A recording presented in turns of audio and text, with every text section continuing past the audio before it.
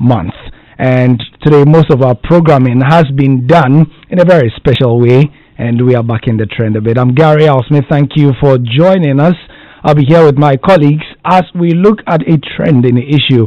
Now, we've got some information involving the Black Stars manager, CK Akono, who recently got the job in the middle of January.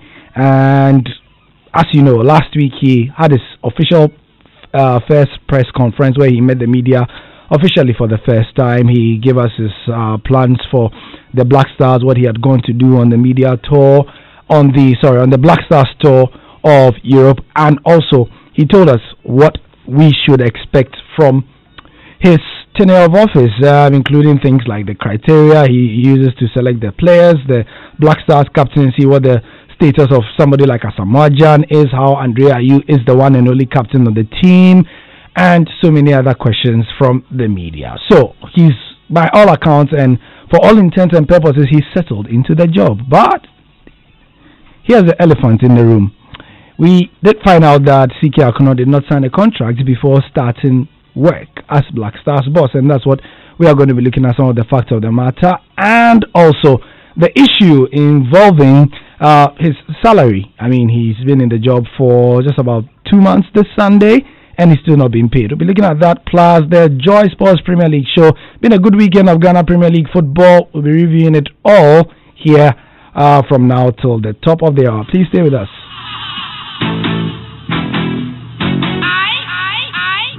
Joy 99.7 FM.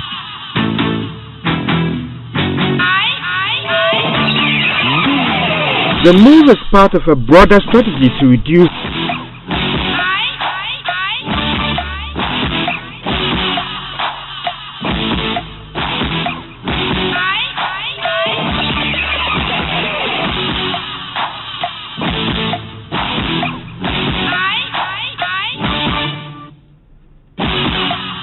the way we want to play.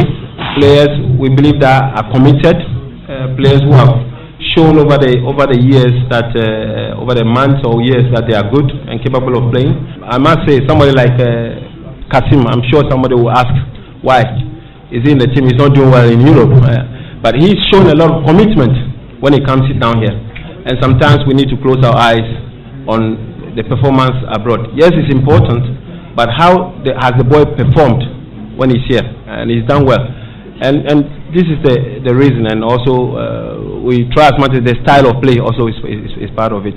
The other thing is that I wouldn't want to change the team entirely. It would be a big mistake. You know, I think if you look at the squad, majority of these guys were part of South Africa match, the last match we played, and it's the continuation of where Kwesi Appiah left, and I want to continue from there. Number one, let this be clear. We have a captain, the name of Dede Ayew, period. Okay? Considering the fact that we have to put in a second captain and then a third captain, I will discuss it with the players. I'll wait when they get here. We have the names already, but it's important that I discuss it with them and my technical team as well. The last time I checked, I think Asamoah Gyan hasn't retired. He still remains the general captain. I had a chat with him at a sports stadium last time between Kotoko and Bechim. He never told me he's retired, he doesn't want to play, and so I consider him part of the team. That's it. With Prince Boateng, we spoke, but I don't think he wants to come. I don't think so. I don't think he wants to come and play. So CK Akono speaking there about various issues. Like I said, he's settled into the job, and so why? And what do we know about the current situation? Muftar Nabila is here. George Adu will be joining us momentarily. Muftar, thank you for your time. A pleasure to be here, Gary. Yes. So, what do we know about CK and how he, got into the job paperwork-wise? Well, paperwork-wise, we all know. We were officially told he's the head coach of the Black Stars. This was on 15th of January. If my memory serves me right. Yes. But prior to that, the media had already been speculating that he was going to be the person to succeed Kwesi Appiah. Interestingly, so many things were happening behind the scenes. Conversations were ongoing. And the FA officially announced that he was going to be the head coach of the senior national team. Certain thing they, however, did not add was that the number of years CK Akuna is supposed to be on the job, and the other details of maybe, just maybe, they will never put out his figures, but to give us an idea about the terms of agreement. Clearly, CK has started working since then. He went on the 2022 World Cup draw in Egypt. He was there. He proceeded to Europe to monitor players. Unfortunately, what we know is that up to now, CK has not signed in a contract. He's been chasing the Ghana Football Association, asking them for his contract. That contract hasn't been made available to him. But one thing is clear. He was handed a letter. And in that letter, it was indicated that they were going to engage his services as head coach of the senior national team for 2 years. And in that letter, they also indicated that they were going to give him a contract. They'll give him the contract to go through and sign so that the work will start. But that contract hasn't come yet. I do even know, just as recent as last week, a follow-up was made on that contract, and it wasn't made available. Even one key thing, sources close to CK say is that when you ask for the contract, no one seems to mind you. It is not just CK. I've had the privilege of speaking to as many as 3 other coaches. National team coaches, to be precise. And all these coaches have not been given any contract. Interestingly, even the letters that were sent to them gave them 1 year. They said they were going to be given the job for 1 year. So, which is odd.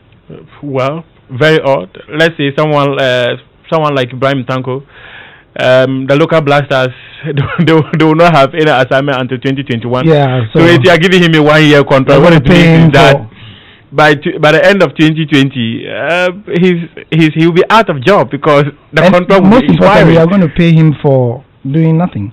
Basically, for doing nothing. Probably that could be why they've still not signed those contracts with them. But one key thing we cannot forget is that the Ghana Football Association on 16th January came out with a statement indicating that they were setting up a national team review committee.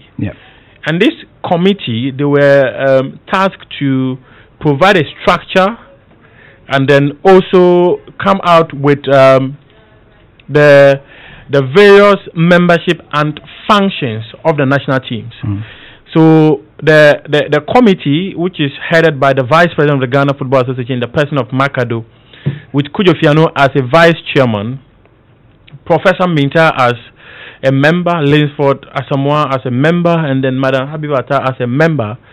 They were supposed to come out with, like I mentioned, the membership of the national teams, the technical teams, the structure and all that. And they were also to decide on the emoluments for all these people. So, just a few minutes ago, they were in a meeting. I don't know if that meeting is over. They have been meeting countless times, I was told. But they are yet to officially put a document together and present it to the Ghana Football Association. Probably that could be a reason why the GFA is yet to officially sign a contract with any of the national teams. But this brings me to the point where if you are putting up a national team review committee whose duty is to provide a structure, membership, and functions of the national teams, then there was no need appointing people to occupy those positions in the first place. Because if they occupy those positions and the committee you've put in place comes out to tell you that we don't think Karim Zito is the right person for the under-20, we don't think Ibrahim Tanko is the right person for the local Black Stars, we don't think Pakwese Feben is the right person for the national under-23 team, the Black Meteors, we don't think someone like Baba Nuhi is the right person for the Black Maidens, then ultimately CK is not the right person. And you know, there's so many interesting things about CK. It's not everything that people can put on record, but the GFA seem to be reneging on that commitment they have with CK as you and I speak. Interesting thing. You have not signed any contract. CK can walk out of the job. The GFA can decide not to pay him, like we have. Yeah. CK has toured Europe. He's back to Ghana. He has not been given a penny because there's nothing binding him at the Ghana Football Association for him to be paid. But officially, he's working as head coach of the senior national team and has represented the country at official fora.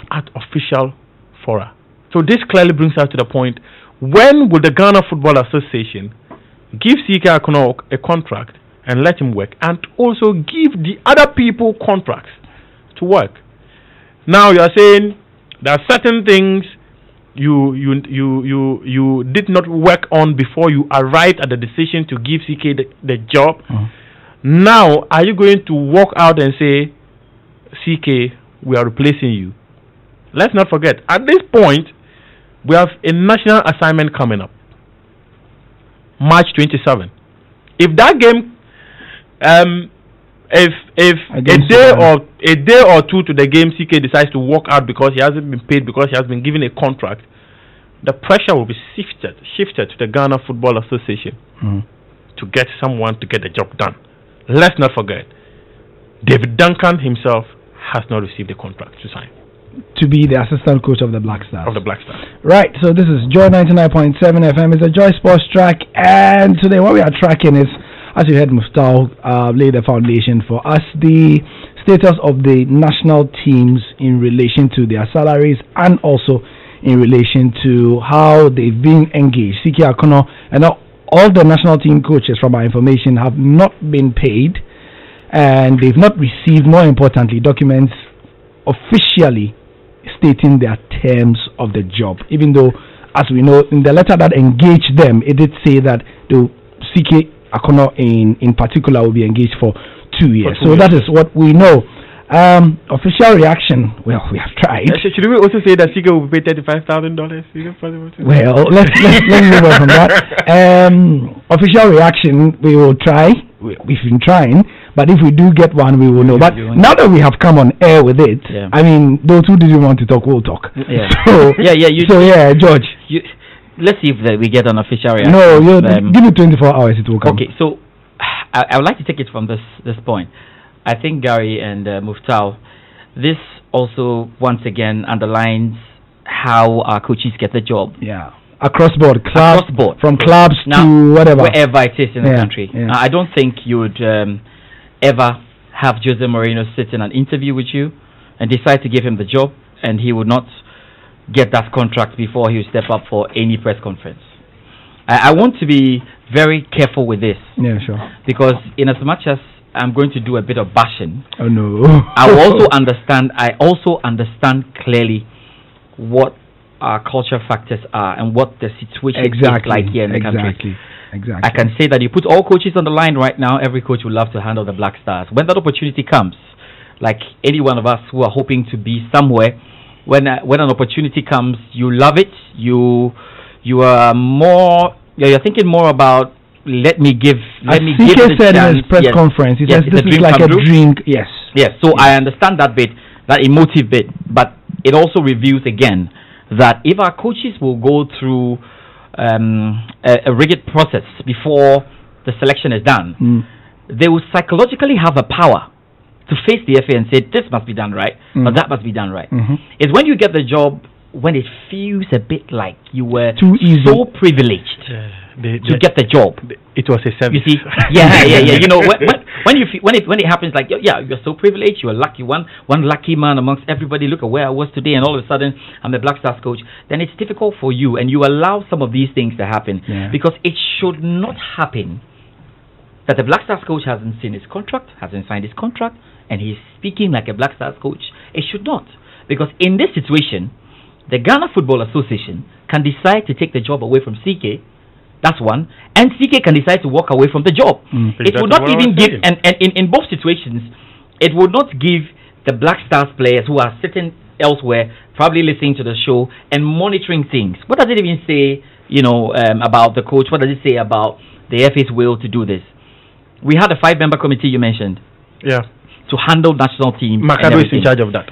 Even if the Black Stars has not been sorted out, I only pray for the under-17 coach and the local Black Stars. I only pray for them. But it means that so much work has not been done. That's why we need an official reaction of a sort to come in and explain why this is the situation.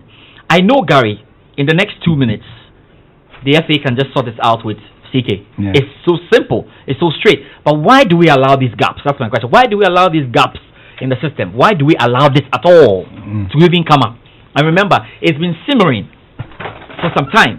We've been hearing it. Now we are getting there. It's become an issue because we have 2 weeks to the Black Stars game. 2 weeks. And a couple of people behind the scenes are, are pressing the buttons. And are tolling the bells. That, you know what, no, this is not right. I mean, the man can just decide 2 days to the game and say, I won't do it. Or he'll speak to a media house about it. And the FA can also decide to say, we won't pay you. Because there's nothing binding us to pay you. So I think, for me, there are 2 things. I know Nat and Hans will have their go. There are 2 things for me. One, I would encourage a proper system that selects the coach of the Black Stars. One. I'm saying this because it gives you the psychological power to fight all these things. Number 2, I think the GFA should know what's right. And we don't need to be coming back on this. This is way below the belt. So. Yeah, sure. Also joining us, Nathaniel Ato and Hans Mensando. Hi guys. Hi. Welcome back. Welcome back home. Yeah. From home. From conquering Ghana. Yeah. Just to chip in. He conquered phones and Ghana, everything. Yeah. when we left Accra on the Conquer Ghana tour, I mean, one person said, "Oh, she received the call and she said, why are you going?" He said, "Oh, I'm leaving Accra. I'm going to Ghana." That's a good one. I'm leaving Accra. I'm going to Ghana. Conqueror Gary Smith. Yeah, man. Charlie. Anyway, so we've been having a conversation over the years about the kind of value, first of all, that we place on the position of the Black Stars coach, especially when it's a Ghanaian. Yeah. In the last few years, we've zeroed the conversation in on empowering our own to ensure that our own are well equipped to take up that very big position. Let's not joke with the place of the Black Stars coach. Look, the Black Stars coaching position is as big as the president of CEO Ghana position of any not necessarily, but the CEO of any bank, any multinational, any big company here in Ghana. Yeah. That is how big the Black Stars coaching position is. And we seem to be joking with it, regime in, regime out. I'm very surprised to hear. I mean, when I started picking up the feelers, during the week, I was very, very surprised. Especially at a time when we have a mantra to bring back the love, when everybody's attention is going towards the positive.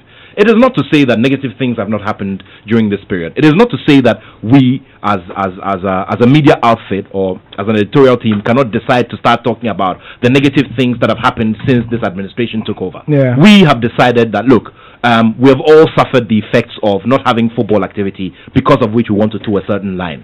And then we get to hear that a Black Stars coach has started work, has been paraded around the world on serious platforms as coach of the Black Stars when he doesn't have a legally binding document. I mean, this is the biggest joke I ever heard. And you see, so now we're asking ourselves a couple of questions. Coach Kwesi Appiah, succeeded Avram Grant. Avram Grant was walking away, smiling to the bank every month with $50,000 US. Kwesi Appiah, being Ghanaian, was receiving 35,000 Ghana cedis. Dollars. Sorry, 35,000 US, which was 15,000 less. I have a strong feeling that, depending on the way or looking at the way things are going now, there is a very high possibility that CK Akono will be beaten down regarding the quantum of that he takes at the end of the month. How much the Black Stars coach will be taking?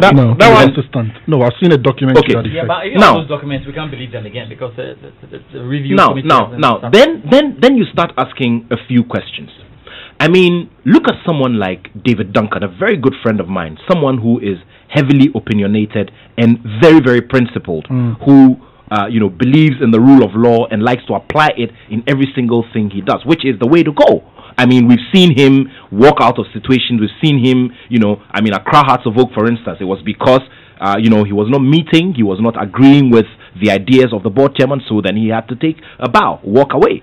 that is the David Duncan. And then you find him in a situation where he's working without a contract. We do understand the sentimental bit. Of course, we all love the Black Stars team, for crying out loud. But at the end of the day, why don't we make that position one that will be aspirational, one that everybody dreams to operate within, and operate within with the right remuneration at the end of the month and the right treatment? There is nothing wrong with asking for the right basic treatment for a Black Stars coach. And you know, it is sad to note that big name coaches from the earlier generation, and I'm talking about the generation of the gallant names like the Ardays and the Tukwifius and all. Look, I remember very well, and it is a very sensitive thing. It is unfortunate that I have to bring it up, but well, let me just leave the name out for now. One of the very, very senior coaches set records in the Premier League, handled one of our national teams, died. I met with his family here, his children, his siblings, and the FA owed him at the time he died. And I'm sure, you know, the typical Ghanaian attitude, oh, the man at the center of all of it is gone, so why do we pursue it? You understand me? It is sad. We need to have, we need to hit the brakes, slam the brakes on this particular practice. And I think that the advocacy on our part and from other quarters will begin, you know, to slam the brakes on this particular practice. It is wrong. We shouldn't be having this kind of discussion at this time. Hans, massive indictment on CK Akono. He as a person, first of all.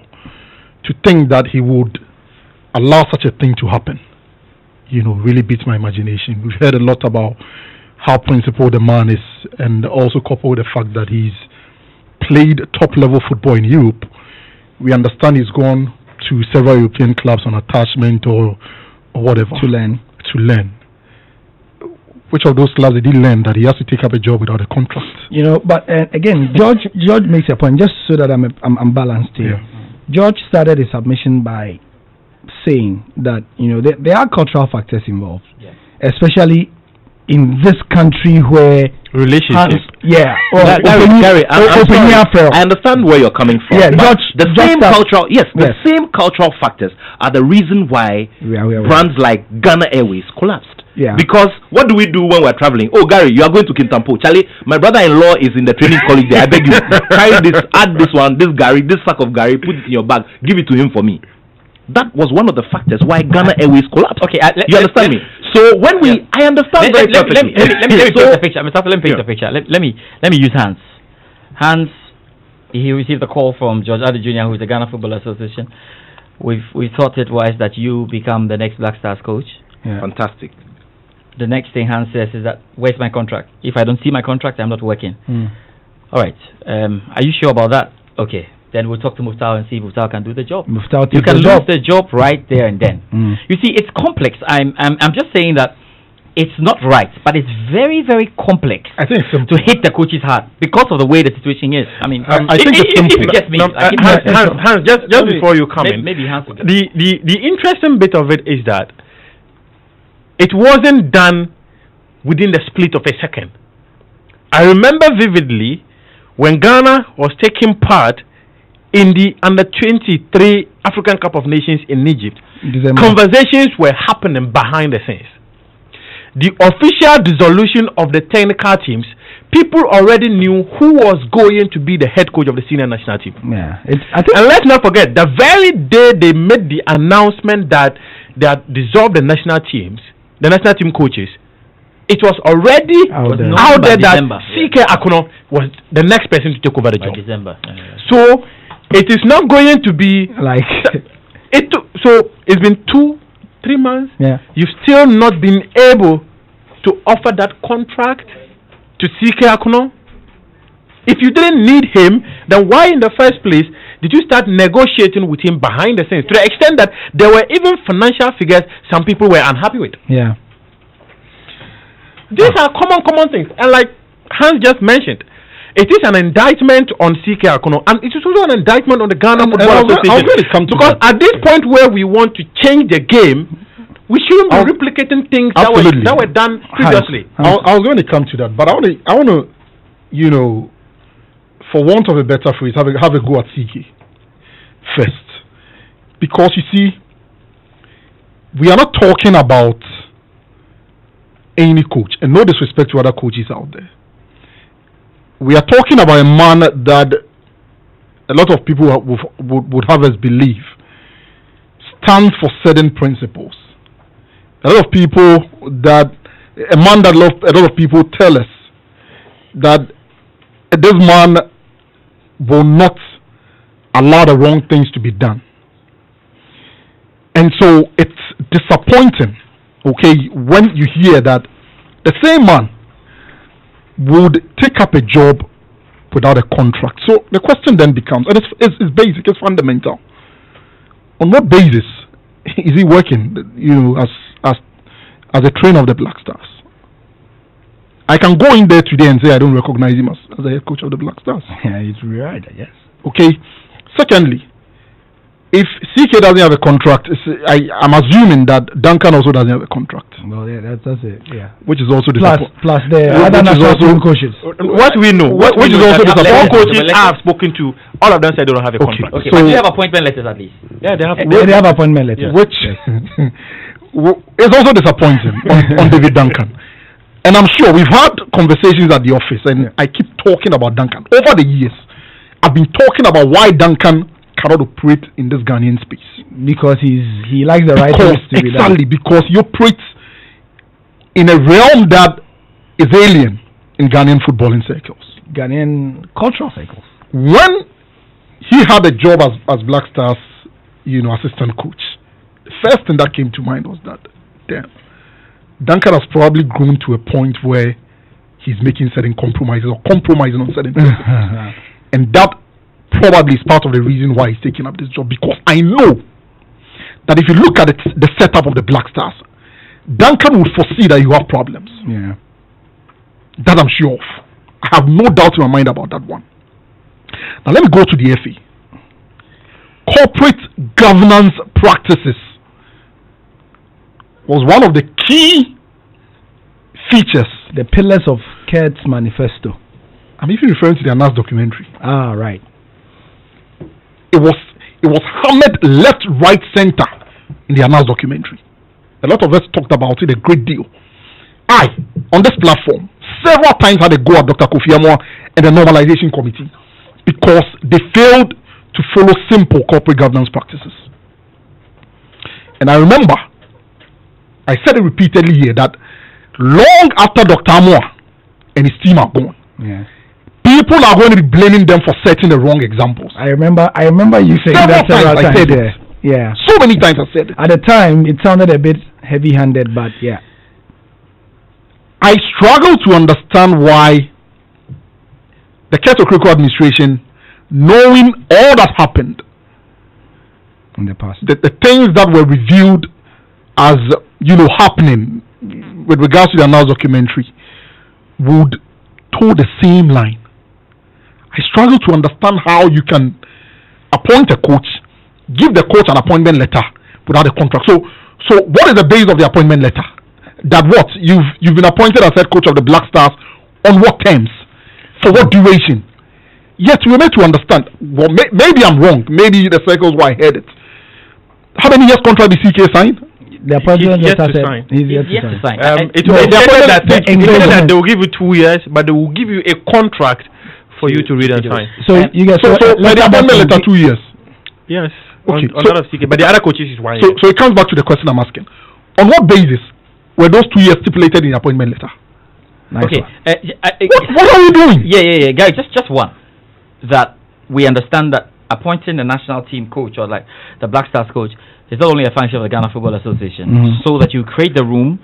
We're not too sure what the government side is. I thought we heard a lot about government saying they wanted a Ghanaian man and everything. But to a large extent, how much you negotiate and everything, government must be involved as well. So. And before we go to the next subject, Gary, what is this little bird whispering that we're going to have an assistant coach 1 and an assistant coach 2 for the Black Stars? For the Black Stars, yes. Yeah. And when, if that is true in any way, when will it be done? When will it be done? And what kind of format would it operate within? How would they work, you mean? How would it work, exactly? And Coach David Duncan, would he be the number 1 or the number 2? We will find out. And Gary, we have problems. And Gary, I know your time, but we also know that there could be verbal contracts, right? Oh no, not at this. George, corporate governance practices. Don't go there. You don't know verbal contracts. Don't go there, please. You don't know verbal contracts. No. You can't agree that there's verbal contract. No, we have verbal contract. But we shouldn't have that circumstance. You can't have a verbal contract. Well, I was asking if you don't know. Oh, we know. We do. Okay, right. But Ghana Premier League, there are a lot of good things. You can't do gentleman's agreement. Yes, so one at a time. I'm going to open the microphones so that you officially sign off from the show because we are going to play something from the Ghana Premier League. Ridwan Hassan is Joy Sports Premier League update show for today. So Gary, just before you go, quick one before you go. We were supposed to do a bit of boxing. We'll do that later on. But the big fight we're expecting this weekend on March 7th at the arena, it didn't come off because Michael Ansah was supposed to have been injured at the last minute. Well, he was injured before the news conference. That was what we're told. But I guess that on Friday we're going to deal with this. Okay, all right. On the Joy First Take. Many thanks for your time. Yeah, so that's been our main agenda for today. The second agenda is the. I said we'll deal with it on Thursday. Yeah. So now though, it's time for the Joy Sports Premier League show where Ridwan Ibrahim Asante reviews all the action from very interesting weekend of Ghana Premier League action. This is Joy 99.7 FM. I'm Ridwan Ibrahim Asante, and time now for the Joy Sports Premier League show coming up in the program. We've all been enchanted by Inter-Allies captain Victorine Adebayo, but wait until you read the terminal report from his head coach. But you always talk about Adebayo. If you really know a lot about football today, what happened the last half hour of it? What happened? He didn't do anything. So you should stop talking only about him. Not many coaches would make him play like this. So I'm a coach from Europe. If he did like this in Europe, he was sitting on the bench all the time. Wafa grabbed the headlines once again, but this time at the receiving end of a 4-1 drubbing. I don't believe in attributions, but I think the rain actually cost us a lot because our boys couldn't stay on their feet. They were sleeping most of the time. Great Olympics gave their survival campaign a boost after edging another struggling side, Ebuswan Dwells. Considering where we are coming from, I say it's a very well-deserved victory. We came into the game with a plan, but unfortunately we couldn't exhibit our plan, so we just had to kick the long balls. And there were some minutes for Asante Kotoko contract rebel Sonny Yakuba, but there are no guarantees for the Burkina Faso international. He's a Kotoko player. Whatever happens, it has to start from the training grounds. He's starting or not starting, I think you people have to leave that with us. Before we start, it's worth mentioning that the top 2 scorers on the chart, Yaya Mohammed and Victorine Adebayo, failed to increase their account for the second consecutive week, and that could pass as a Premier League taboo. In the last edition of the show, we're all raving about Wafe's 6-star performance as they annihilated Ashanti Go 6-1 in Sogakope. But 5 days later, the Academy boys have been disfigured, losing 4-1 to Legon Cities at Accra Sports Stadium on a wet Friday night during the Independence Day holiday.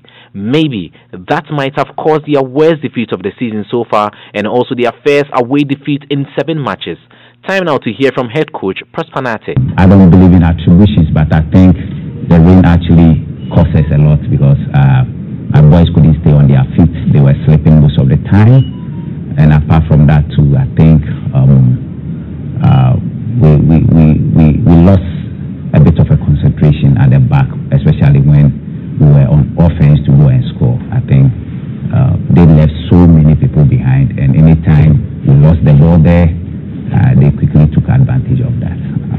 It's part of the game. Legon Cities did not expect that magnitude and nature of the win against one of the tactically disciplined sides in the league, and so it came as no surprise when their head coach Goran Bashtaktarevic described it as strange. This is the first championship match. We won like 4-1. We scored 4 goals first time in this championship. I mean, as a coach, I had results like this before, but it was a long time ago. so that I forgot a little bit, like how does it look like, how you feel when you win 4-1. That's why I say strange. I mean, it's not strange. It's very nice and pleasant feeling, of course. Great Olympics appointed their fourth coach of the season before the 10th of the month, and Arno Walker, formerly of Brecum, Chelsea and Mediama, won his first game after 2 matches.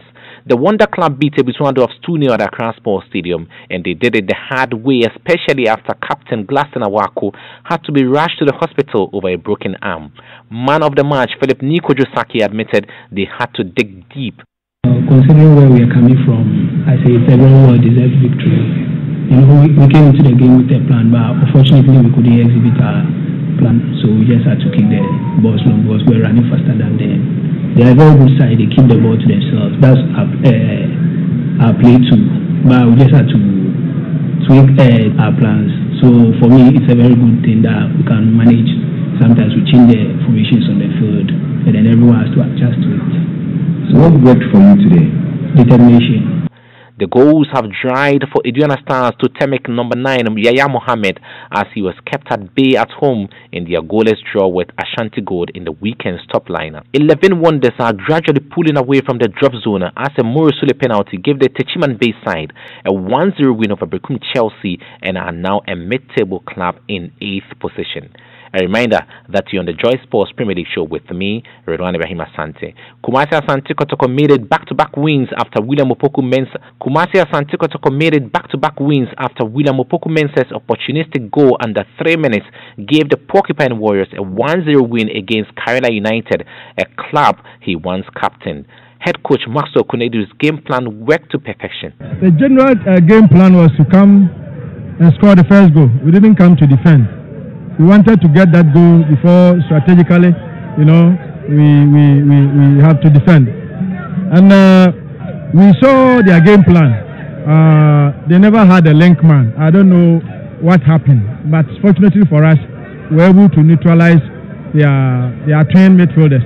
And so when we were able to penetrate and go through to the striker, he had only the net to put the ball in. And that was good for us. And after that, I think they were managing the game, but tactically we were also regrouping very well. And so that looked like a more defensive, and that is the plan we came with. And so we were not having a problem with that at all. Yakuba got some minutes to play today. Does that open the gates for him to get more playing time going forward? He's a Kotoko player. Whatever happens, it has to start from the training grounds. He's starting or not starting, I think you people have to leave that with us. So we have to manage the situation, get him well prepared, and unleash him. It's been 2 defeats in a row for Karela, who are now second from bottom on the table. Midfielder Emmanuel Kayake, who was named man of the match, said they did not go down easily. Yeah, it was a very competitive game, and as you saw, luck was on our side. We created a lot of chances, but we couldn't put them behind the net. So we will go back and work on our tactics and face the next game. It's a very bad feeling, if I should say. And we are trying as much as possible to work things out so that we will move from the relegation zone. Finally, we had the Derby de Accra, where Inter Allies played Hearts of Oak at Accra Sports Stadium. Allies took the lead through Samuel Ama after all the hard work by Captain Victorina Debayo, but Mohamed Al-Hassan scored for the Phobians to split the points. In the post-match interview, things became a bit touchy when Inter Allies coach Henrik Lim was asked about Adebayo. Of course, he's very important. He scores a lot of goals, and if he doesn't score, he assists. But you always talk about Adebayo. You know, if you really know a lot about football today, what happened the last half hour out there? Huh? What happened? The last half hour? Yeah, what did he do the last half hour? He didn't do anything. He didn't do anything. So you should stop talking only about him. I know he's very important. I like him as a person, but he has so much to learn. In the end, when we were defending, and taking the ball up, he should go down and take the ball. Not many coaches would make him play like this. So I'm a coach from Europe. If he did like this in Europe, he was sitting on the bench all the time. It's true. I tell you it's true. For me, offense, he can play Premier League in England. I practice a lot of players who do that now, so I know the level. But defense and about mentality, he still has a lot to learn. So don't make him as a king. Despite failing to grab the spoils, Edward Odum, the Hearts of Oak standing coach, thought the derby met expectations. I always look at them, it's wherever two teams from the same town meet, it's always like this. It's so easy playing local derby. But I think the game was good. The game was flowing from one end to the other. So I think everybody played very well, both teams. But you could see that we were more purposeful than our opponent. Apart from the first chance Adebayo created, and they had the goal. The rest of the game all was for us. Okay, Alasan, what is your I think my coach has said it. It was a nice game, but at the end of it all, he just called and That's all for the week. Until we come your way with yet another edition from me, Redwan Ibrahim Asante, and the rest of the team, is goodbye for now. Joy 99. Redwan, making sure that you get your fix for the Ghana Premier League for the week. He'll be back next week with more. On our first topic, if you just join us here on the Joy Sports Track, we discussed CK Akono and the fact that he's not been paid. Also, he's not on any contract to be GFA's pick to be Black Stars coach. We have a couple of questions. Muftar? Yes, this one from Kojo. He says, nice one, guys. Can you guys do me a favor? I want to understand the role Kurt played during Nyantechi's reign, as well as members of the GFA Executive Committee. Please help us here. So Kurt was chairman of the FA Cup. He was executive committee member. He was the chairman of the MTN FA Cup committee. That was just his role. And that's it. That's all. That was the role. There's one final. This one is coming. This one. Yes. Mr. Edward Kwashi from Teshi, he says, good afternoon, Gary. I'm totally shocked and dismayed hearing that the Black Stars coaches do not have any contracts. Can I humbly request that you call the GFA president to shed light on the matter? Thanks. We deliberately did not want to call any GFA president because we've done our backroom work. They did not express any interest to speak at the moment, and so but trust me, they would speak now. And then this one is coming from Inko Joseph. He says, so what has happened to the Asgold champion after accusing his players of betting after their massive loss to Wafa? We understand that some people from the ethics committee will jump on that, but we don't know what the latest is. So that's how we end the show. Thank you, guys. Thank you, Mustal. Thank you, George. There's Champions League tomorrow. The pre-match starts at 7 as usual, and commentary will start at 8. Hans, thank you. Thank you to Nathaniel as well. I'm Gary L. Smith, and that is the Joy Sports Track. For now, we finish with the announcements, and then Kamala Adom will bring you the news at 2. Bye for now.